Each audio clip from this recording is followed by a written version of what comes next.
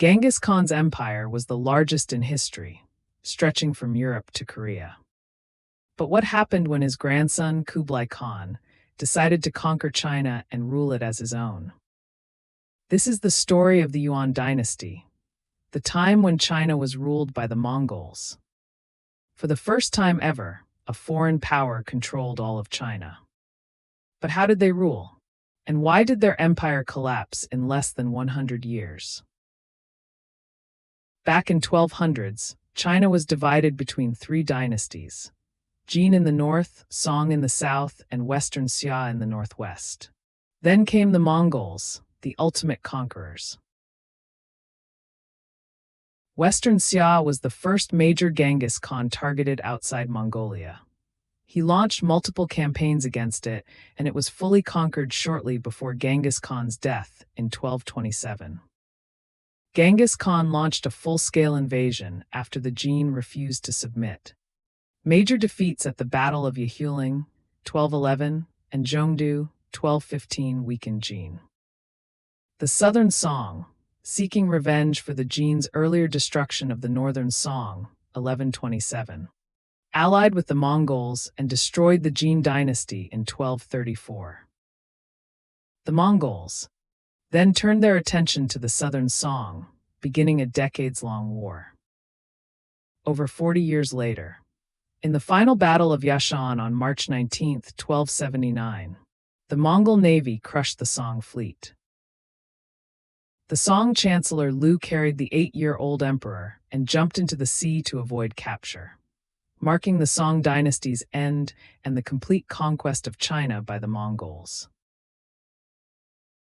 In regions outside Asia, the Mongols crushed Khwarezm, 1218 to 1221, and sacked Baghdad, 1258. But their westward expansion was finally stopped by the Mamluks at Ain Jalut, 1260, preserving the Islamic heartlands of Mecca and Cairo. In 1237 to 1240, Bata Khan conquered Kievan Rus, absorbing it into the Golden Horde. For 240 years, Russian princes paid tribute under the Mongol yoke, an era of stifling control that altered Russia's future. In 1241, Bata Khan and Subutai obliterated European forces at Legnica, Poland, and Mohi, Hungary, but abruptly withdrew in 1242 after Ogedei Khan's death, leaving Eastern Europe under Golden Horde dominance while sparing the West from further invasion. During 13th to 14th century, the Mongol Empire expanded to become the largest contiguous land empire in history, encompassing vast territories including most of modern-day Russia, Central Asia, parts of Western Asia, and Eastern Europe at its peak. The Mongols didn't just conquer, they connected the world. Their empire was history's first free trade zone. Their conquest of Central and East Asian states unified fractured regions, dismantling Silk Road barriers and transforming it into the economic lifeline of their vast dominion.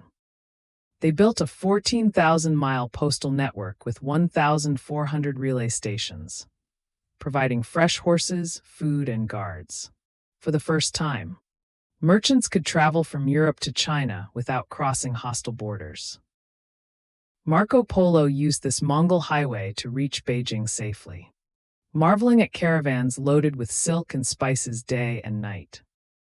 Despite their power, the Mongols lost China in just 89 years. What went wrong? The Yuan dynasty was unlike any other in China. The Mongols didn't fully adopt Chinese ways. Kublai Khan tried blending systems but prioritized Mongol supremacy, undermining integration. The cultural divide between Mongol rulers and Han Chinese subjects critically impaired the Yuan dynasty's governance, as their insistence on Mongol supremacy over assimilation led to systemic policy failures and chronic social unrest across Han-populated regions. Rampant corruption and relentless throne wars, with emperors changing every 2 years, left the Yuan dynasty in chaos. Facing war and disasters, the Yuan dynasty printed excessive money, causing hyperinflation and crushing tax hikes: salt 20 times, tea 240 times, trade 10 times, sparking widespread public fury.